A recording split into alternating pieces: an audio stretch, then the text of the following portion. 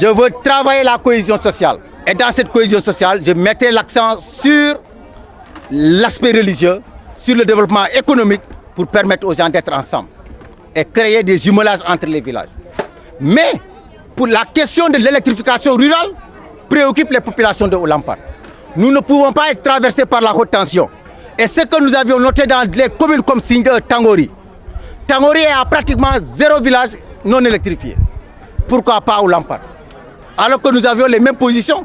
Il y a des villages qui sont à l'intérieur, comme 2 km de la route, comme Koulaï, comme Sandougou, comme Yemekei. Alors que nous, à Haut-Lampane, c'est l'axe là seulement. Il n'y a pas un village à l'intérieur qui a de l'électricité. Et ça, c'est un problème qui tenaille la conscience du candidat Djibril Badji. Et l'eau, nous sommes à quelques kilomètres de la frontière.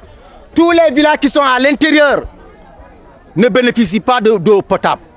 Alors que la nappe phréatique est en profondeur de presque 80 mètres de profondeur.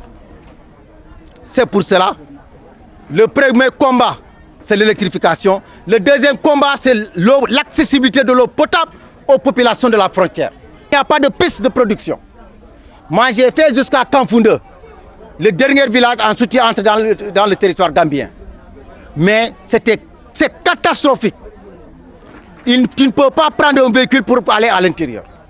Donc c'est pour cela, mon combat, c'est l'électrification, l'eau, la jeunesse, les périmètres maraîchers pour les femmes.